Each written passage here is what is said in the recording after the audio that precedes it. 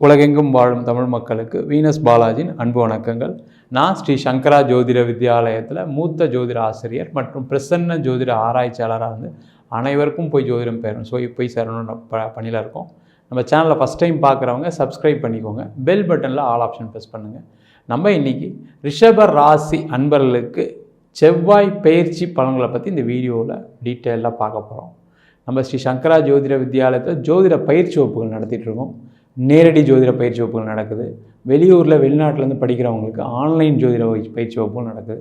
வாரத்தில் 2 மணி நேரம் தான் வகுப்பு. நேரடியாக படிக்கலாம், ஆன்லைன்லேயும் படிக்கலாம். குறைந்த கட்டணத்தை வகுப்பு நடத்திட்டுருக்கோம். இருபாலரும் படிக்கலாம். படிக்கணும் விருப்பப்படுறவங்க கீழே இருக்க நம்பர் வாட்ஸ்அப் பண்ணுங்கள்.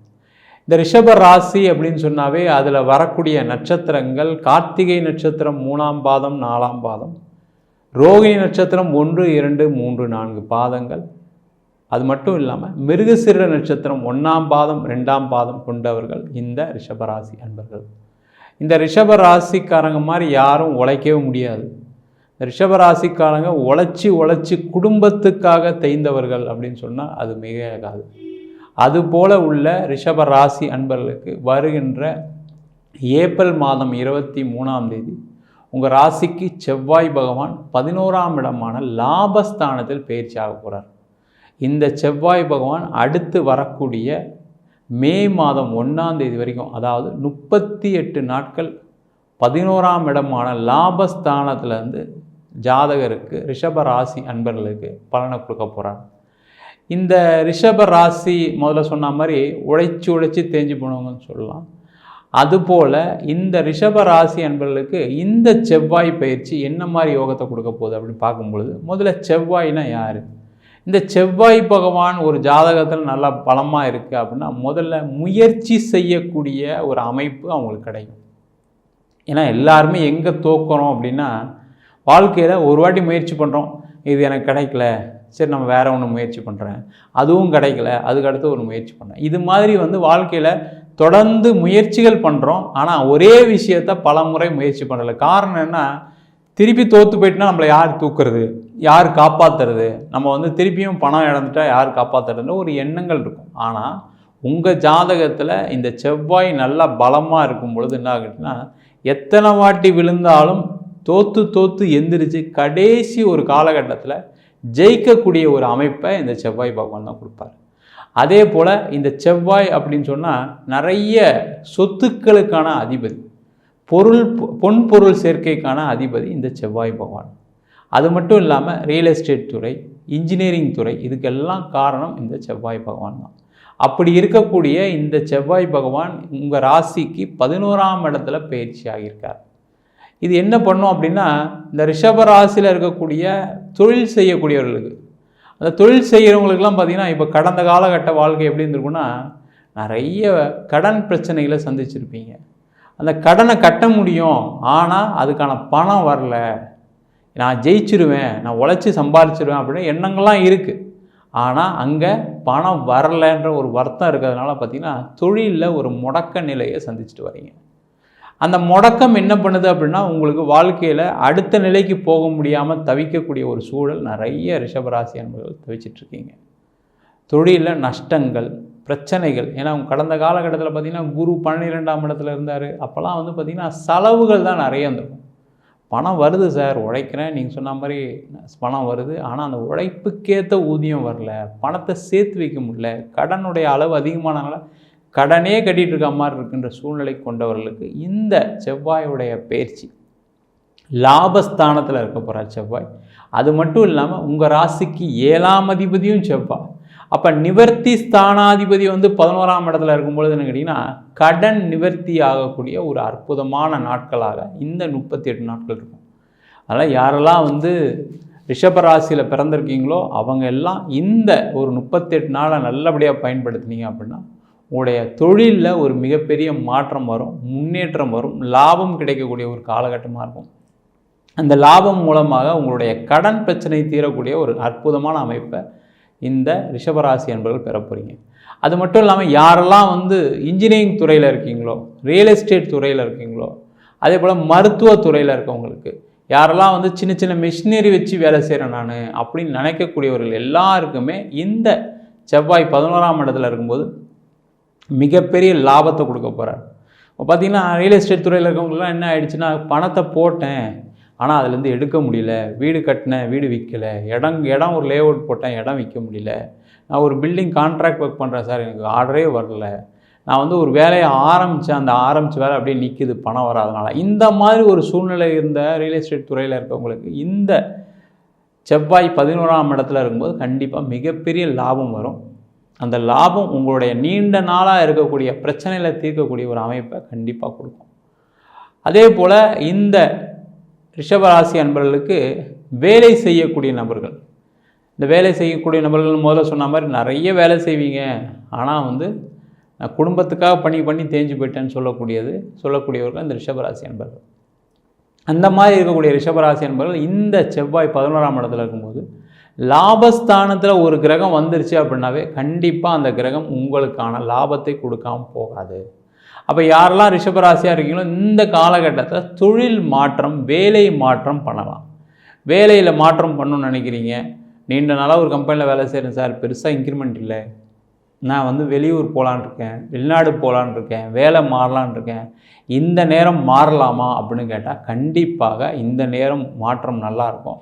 அந்த மாற்றம் நீண்ட கால பண வரவையும் பேர் புகழையும், அது மட்டும் இல்லாமல் அந்த லாபம் அப்படின்னு சொல்லக்கூடிய விஷயம் என்னென்னு கேட்டால் நீங்கள் மனசுக்கு பிடிச்ச விஷயங்கள் அதுதான் முதல்ல. ஏன்னா பணம் வருது, நீங்கள் வேலையில் சந்தோஷமாக வேலையில் இருக்கீங்க, நல்ல பதவியில் இருக்கீங்களா அப்புறம், ஆனால் அந்த வேலையில் எனக்கு ஒரு சந்தோஷம் இருக்குது அப்படின்னு நினச்சா அங்கே 11ஆம் இடத்துல ஒரு கிரகம் இருந்து பண்ணும் பொழுது என்னன்னா அந்த வேலையில் சந்தோஷம் ஏற்படும். அந்த மாதிரி ஒரு அமைப்பை இந்த ரிஷபராசி என்பது பெற போகிறீங்க. அதனால் யாரெல்லாம் வேலை இல்லாமல் இருக்கீங்களோ வேலை மாற்றம் பண்ணலாம். இல்லை வேலையில் இருக்கேன், எனக்கு நிறைய தொந்தரவு இருக்குது, எனக்கு பிரச்சனை கொடுக்குறாங்க, நான் ஒரு நாள் வேலைக்கு போகும்போது பார்த்திங்கன்னா குழந்த மாதிரி கஷ்டப்பட்டு வேலைக்கு போகிறேன், ரொம்ப வந்து எங்கள் வந்து என்னால் ஒன்றுமே தாங்க முடியல, அந்தளவுக்கு பாலிடிக்ஸ் பண்ணுறாங்க, நான் அந்த அளவுக்குலாம் பாலிடிக்ஸ் பண்ணுற ஆள் கிடையாது, என்னால் எதுவுமே பண்ண முடியல அப்படின்னு நினைக்கிறவங்க இந்த காலகட்டத்தில் ஒரு வேலை மாற்றம் பண்ணலாம். அதே போல் வெளிநாடு சம்மந்தப்பட்ட வரவுகள் நிறைய விஷயத்த ஒரு மாற்றத்தை கொடுக்கும். இப்போ பார்த்திங்கன்னா யாரெல்லாம் ரிஷபராசியர்கள்லாம் நான் வெளிநாடு போகணும்னு நினச்சிங்கன்னா கண்டிப்பாக இந்த காலகட்டத்தில் வெளிநாடு போனீங்கன்னா பெரிய லெவலில் பணம் சம்பாதிக்கலாம், நல்ல பேர் புகழ் சம்பாதிக்கலாம். அதே போல் நீண்ட நாளாக அங்கே இருப்பதற்கான ஒரு வாய்ப்பும் உங்கள் ராசிக்கு 7ஆம் அதிபதி செவ்வாய் 11ஆம் இடத்துல போய் கொடுப்பார். நான் ரிஷபராசி தான் சார், நான் வெளிநாட்டில் தான் இருக்கேன், ரொம்ப கஷ்டத்தில் இருக்கேன், இங்கே வந்தேன், வேலை கிடச்சிது, கொஞ்ச நாள் வேலை செஞ்சேன், இப்போ வேலை இல்லாமல் இருக்கேன் அப்படின்னு நினைக்கக்கூடியவர்கள் கண்டிப்பாக இந்த காலகட்டத்தில் உங்களுக்கு வெளிநாட்டிலே வேலை கிடைக்கும். அதே போல் அங்கே ஏதாவது மாறணும்னு நினச்சிங்கன்னா, இல்லை நான் ஒரு கம்பெனியில் வேலை செஞ்சிட்ருக்கேன், நீங்கள் சொன்ன மாதிரி வந்து ரொம்ப காசே நிற்க மாட்டேங்குது, வேறு கம்பெனி மாறலாம் சரியாக இருக்கும், ஏன்னா இருக்கிற வர சம்பளம் என்னுடைய அங்கே செலவுக்கே சரியாக போகுது, நான் எங்கள் குழந்தைக்கு அனுப்ப முடியல, எங்கள் அப்பா அம்மாவுக்கு அனுப்ப முடியல, என் மனைவிக்கு அனுப்ப முடியலன்னு இருக்கவங்க இந்த காலகட்டத்தில் நீங்கள் வேலை மாற்றம் பண்ணிங்கன்னா அந்த வேலை மாற்றம் சிறப்பாக இருக்கும். அதே போல் ரிஷபராசி என்பவர்கள் யாரெல்லாம் வந்து திருமணம் சம்பந்தப்பட்ட பிரச்சனைகள் இருக்கீங்களோ, நிறைய ரிஷபராசி என்பவர்கள் கடந்த காலகட்டத்தில் திருமணம் சார்ந்த லேட், அதாவது தடையாகி தாமதமாகி என் பொண்ணு கல்யாணமே ஆகலை, என் பையனுக்கு கல்யாணமே ஆகலை, நிறைய பொண்ணு பார்க்குறோம் பையன் பார்க்குறோம், பட் இருந்தாலும் எதுவும் பெருசாக நடக்க மாட்டேங்குது, தோஷம்லாம் நிவர்த்தி பண்ணிட்டோம், பட் இருந்தாலும் நடக்கலை அப்படின்னு நினைக்கக்கூடியவங்க இந்த காலகட்டத்தில் முயற்சி பண்ணிங்க. ஏன்னா அந்த முயற்சி தான் திருமணையாகும். நிறைய ரிஷபராசி என்பது என்ன நினைப்பீங்கன்னா, அம்மா பார்த்துக்கிட்டோம் அப்பா பார்த்துக்கிட்டோம், அவங்க எதாவது பார்த்து ஓகேன்னு சொன்னால் நம்ம பார்த்து பண்ணிக்கலாம், கல்யாணம் பண்ணிக்கலாம் அப்படின்னு நினைக்கக்கூடிய ஆண்களும் இருக்கீங்க, பெண்களும் இருக்கீங்க. இந்த காலகட்டத்தில் நீங்கள் முயற்சி பண்ணீங்க. ஏன்னா அந்த செவ்வாய் நல்லா 11ஆம் இடத்துல பலமாக இருக்கும்போது, அது மட்டும் இல்லை 7ஆம் இடம் சொல்லக்கூடிய களத்திர ஸ்தானாதிபதியும் 11ஆம் இடத்துல இருக்கும்போது நீங்கள் முயற்சி பண்ணும்பொழுது உங்களுக்கு மனசுக்கு ஏற்ற ஒரு பொண்ணு ஒரு பையன் வர நம்ம இதற்கான வாய்ப்புகள் நிறைய உண்டு. அது மட்டும் இல்லாமல் யாருக்கெல்லாம் திருமணம் சார்ந்த பிரச்சனைகள் இருந்து டைவர்ஸ் ஆனவங்களுக்கு வேறு ஒரு திருமணம் நடைபெறுவதற்கான வாய்ப்புகள் உண்டு. திருமணம் சார்ந்த பிரச்சனை இருக்குது, நாங்கள் பிரிஞ்சுருக்கோம் அப்படின்னா இந்த காலகட்டத்தில் நீங்கள் போய் பேசிங்கன்னா கண்டிப்பாக திருமண உறவில் ஒரு மாற்றம் வரும், மகிழ்ச்சி வரும், அதன் மூலமாக சேர்ந்து வாழ்றதுக்கான ஒரு அமைப்பை இந்த செவ்வாய் பகவான் கொடுப்பார். அதே போல் இந்த ரிஷபராசி என்பவர்களுக்கு இடம் சம்பந்தப்பட்ட விஷயங்களை பெரிய லாபம் கிடைக்கக்கூடிய நேரம் இந்த 38 நாட்கள். யாரெல்லாம் வந்து இடம் விற்க முடியல, ஒரு வீடு விற்க முடியல, அந்த இடம் விற்காதனால தான் எனக்கு பிரச்சனை, வீடு விற்காதனால தான் எனக்கு பிரச்சனை, என்னுடைய கடனுடைய அளவு அதிகமாகி போச்சு, சொத்து தகராறு, யாருக்கெல்லாம் இடம் சம்மந்தப்பட்ட பிரச்சனைகள் இருக்கோ, பூர்வீக சொத்தில் தகராறு இருக்கும், அவங்க எல்லாருமே இந்த காலகட்டத்தில் ஒரு இடம் விற்கணும்னு நினச்சிங்கன்னா இந்த 38 நாளில் பயன்படுத்தினா இடம் விற்றுரும், வீடு விற்றுரும். அதன் மூலமாக உங்களுடைய பெரிய லெவலில் இருக்கக்கூடிய கடன் தொகையை நீங்கள் அடைக்கக்கூடிய ஒரு அற்புதமான நாட்களாக 38 நாட்கள் இருக்கும். அதே போல் ரிஷப ராசி என்பவர்களுக்கு இந்த 38 நாள் இடம் வாங்குவதற்கும் ஒரு சிறப்பான நாளாக தான், ரொம்ப விசேஷம். ஆனால் லாபஸ்தானத்தில் செவ்வாய் இருக்கும் பொழுது பார்த்திங்கன்னா அந்த பூமிக்காரகன் செவ்வாய் அப்படின்னு சொல்லுவோம். அவர் லாபஸ்தானத்தில் இருக்கும்போது விற்றா மட்டும் பணம் வராது. வாங்குறீங்க அப்படின்னாலும் இந்த காலகட்டத்தில் வாங்கினா நல்ல கம்மி ரேட்டில் உங்களுக்கு மனசுக்கு பிடிச்ச மாதிரி லோன் ஃபெசிலிட்டியோட உங்களுக்கு எந்த பிரச்சனை இல்லாமல் வீடு கிடைப்பதற்கான வாய்ப்புகள் உண்டு. அங்கே குடி போயிருப்பதற்கான வாய்ப்பும் இந்த காலகட்டத்தில், ஒரு வீடு மாற்றுறீங்க, இல்லை நான் ஏற்கனவே ஒரு வீட்டில் இருக்கேன், அங்கேருந்து வேற ஒரு வீடு வாங்கிட்டேன், குடி போகலாமா அப்படின்னு கேட்டால் இந்த காலகட்டத்தில் நீங்கள் அதற்கான மாற்றம் பண்ணிங்கன்னா அதில் மிகப்பெரிய லாபம் ஏற்படக்கூடிய அற்புதமான காலகட்டமாக இருக்கும். அதே போல் பூர்வீக சொத்து சம்பந்தமான பிரச்சனைகள் இருக்கக்கூடிய ரிஷபராசி என்பவர்கள் இந்த காலகட்டத்தில் அந்த சொத்து சம்பந்தமான பிரச்சனைகள்லாம் தீர்ந்து அதன் மூலமாக பணம் வரவு நிறைய பிரச்சனைகள் பார்த்திங்கன்னா, நிறைய ரிஷபராசி என்பவர்களுக்கு தொழில் பண்ணி கடன் ஆகிடுச்சு, வேலைக்கு போனேன், இதை வாங்கினேன் அதை வாங்கினேன் கடன் ஆகிடுச்சு, என் ஃபேமிலிக்காக பண்ணேன், எங்கள் அக்காக்காக பண்ணேன், எங்கள் தம்பிக்காக பண்ணேன், எங்கள் அண்ணனுக்காக பண்ணேன், குடும்பத்துக்காக செலவு பண்ணக்கூடியவர்கள். அதனால் குடும்பத்துக்காக கடன் நிறைய வரும். ஆனால் அது சில காலகட்டத்தில் பார்த்திங்கன்னா உங்களை யாரும் மதிக்க மாட்டாங்க, செய்ய மாட்டாங்க. நீ என்ன கடமையை தானே செஞ்ச, நீ தானே செய்யணும், இல்லை நீ அந்த காரணத்துக்காக தான் செஞ்ச, இந்த காரணத்துக்காக தான் செஞ்சேன்னு சில பேர் சொல்லுவாங்க. அதனால் பார்த்திங்கன்னா ஒரு கடன் ஒரு அமைப்பு இந்த ரிஷபராசியானவர்களுக்கு எல்லாருக்குமே வரும். அப்போ அதெல்லாம் தீர்க்கலாமான்னு கேட்டால் இந்த 38 நாட்களில் உங்களுக்கு நிறைய லாபங்கள் வரக்கூடிய காலகட்டம், உங்களுக்கு வராத பணங்கள்லாம் வரக்கூடிய நேரம். நீண்ட நாளாக உங்களுக்கு ஒருத்தர் பணம் கொடுத்துருக்கீங்க, அந்த பணம் தந்துக்கிட்டே இருக்குது, தரேன்னு சொல்கிறார் சார், இது வரைக்கும் வரலன்னு நினைக்கக்கூடியவர்கள் இந்த காலகட்டத்தில் முயற்சி பண்ணிங்கன்னா கண்டிப்பாக அந்த பணம் பெரிய லெவலில் வரதுக்கான வாய்ப்புகள் நிறைய உண்டு. நம்ம சொன்ன பலன்கள்லாம் ரிஷபராசி என்பவர்களுக்கு பொது பலன்கள் தான். உங்கள் ஜாதகத்தில் கிரகநிலை ஒரு யோக திசை நடக்குது, அந்த யோக திசை நல்ல இடத்துலேருந்து திசை நடத்துது அப்படின்னா கண்டிப்பாக நான் சொன்ன பலனை விட 3 மடங்கு 2 மடங்கு பலன் கிடைப்பதற்கான வாய்ப்புகள் நிறைய உண்டு. அதனால் உங்கள் சுயஜாதத்தை பார்த்துட்டு எந்த விஷயமா இருந்தாலும் செய்வது நல்லது.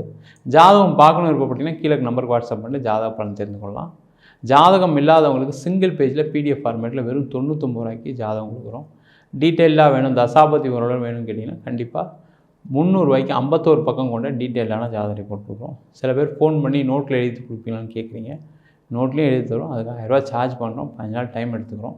தபால் செலவு மட்டும் எக்ஸ்ட்ரா வரும். உங்களிடம் விடைபெறுவது வீனஸ் பாலாஜி. சர்வஜனா சுகினோ பவந்து.